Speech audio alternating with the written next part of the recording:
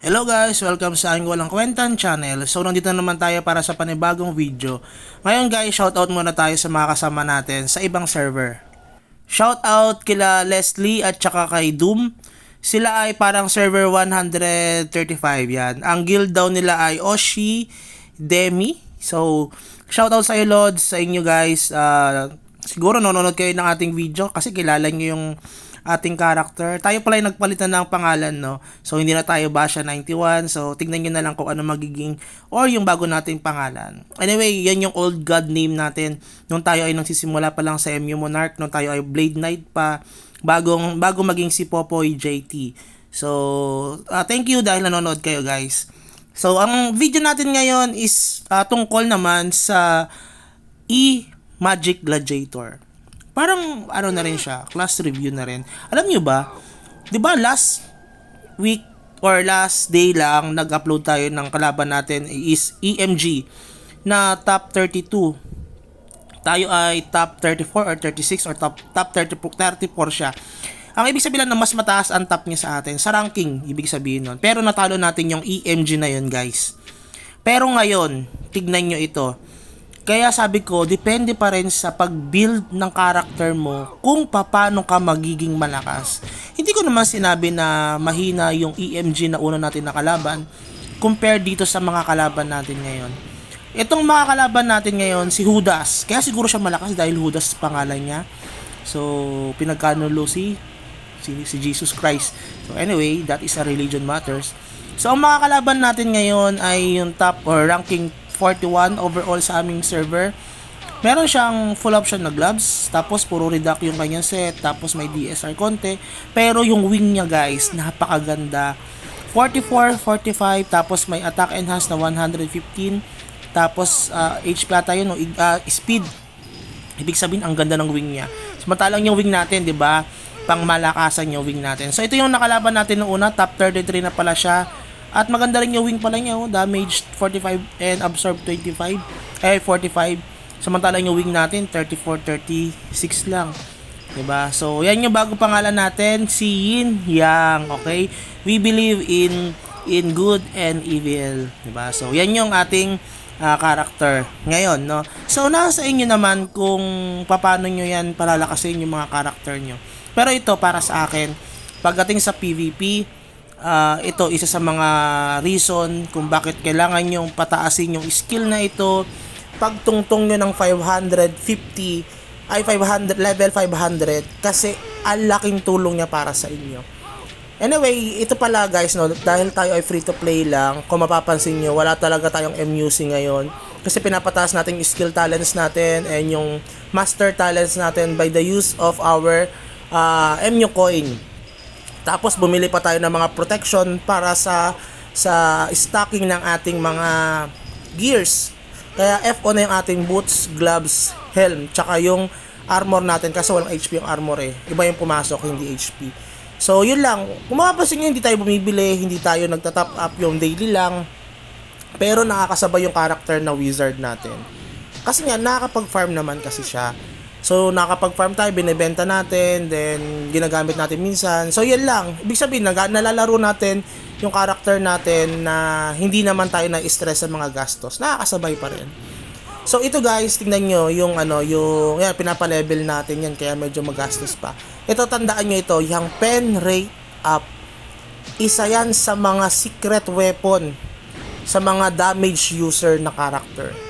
Especially, syempre, itong mga EMG, pasok din dito yung yung mga summoner talaga eh. Ako kasi hindi ko siya pinili nun dahil nga para sa akin mas may iba akong priority kasi yung pen strike kasi para talaga yan sa PVP, pero sa ibang mga mobs tulad ng red boss at kung ano pa man, parang hindi siya nag-e-effect. Kung nag-e-effect man pero medyo parang mahina lang compare doon sa ibang mga skills na mas useful when it terms to red boss, killing of red boss and pa-level up. Yan, best of 3 kami, biruin mo, nag 1v1 kami.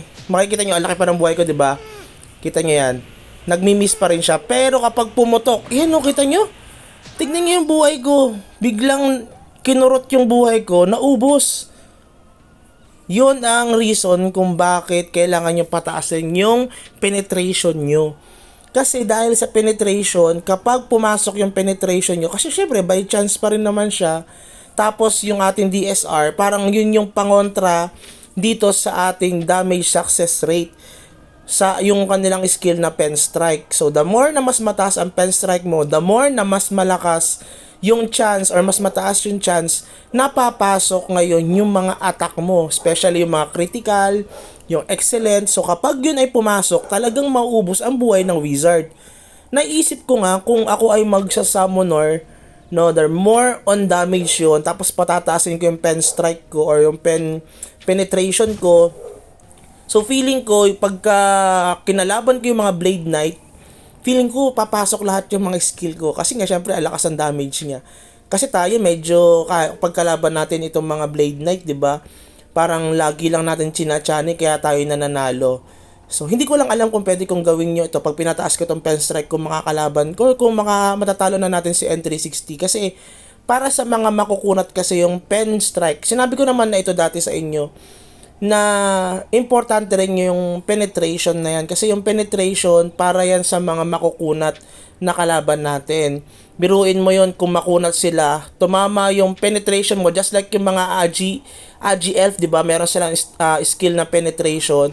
Ang laki ng damage nun pag yun ang ginamit nilang skill. So yun, kita nyo, ubos yung SD ko. Solid yung bawas sa akin, guys. So kaya yun, biruin mo yun, hindi ako naka-death shield, naka-attack shield ako. Kaya mas madali ako namatay kasi hindi gumana yung mga DSR ko. Mas maganda kasi yung defense success rate kapag tayo ay naka-death shield. So mas malaki yung chance na mag-miss siya sa atin.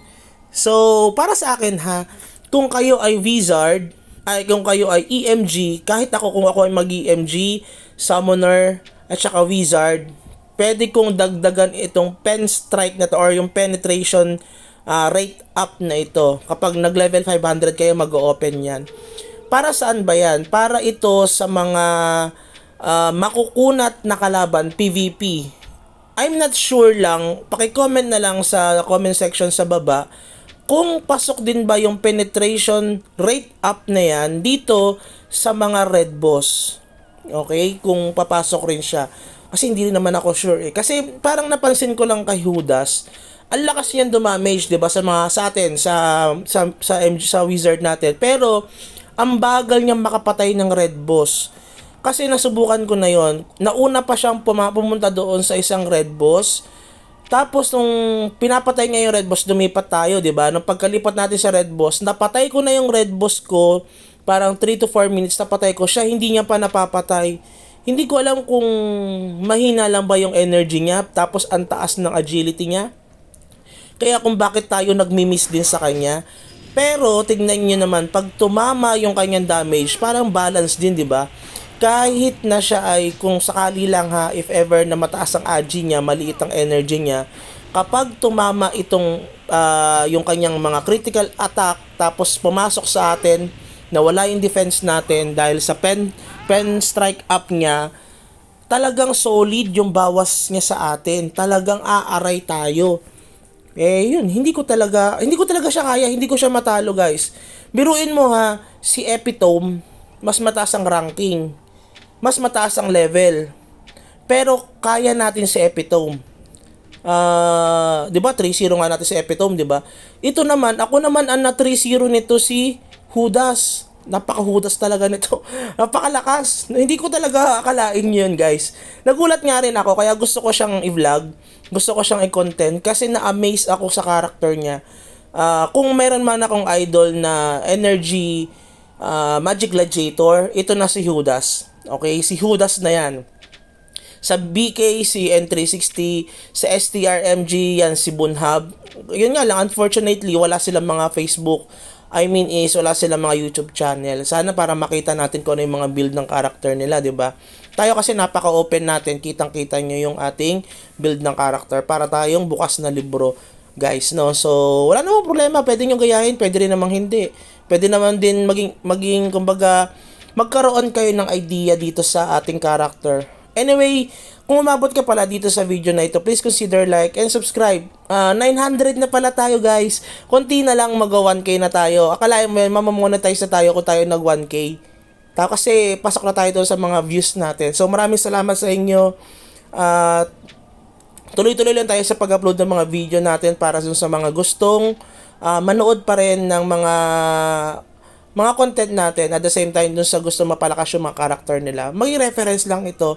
Pwede rin nyo naman din gayahin. Okay? So siguro, yun lang. No? Ito pala, ipatatasin ko natin sa susunod yung pen strike. Pero hindi muna ngayon kasi mas priority ko yung mabilis makapatay ng red boss. Okay? Yun ang importante para sa akin. At saka kasi, para yun sa pa-level. Kaya nakita nyo si Judas, medyo mababa yung level niya.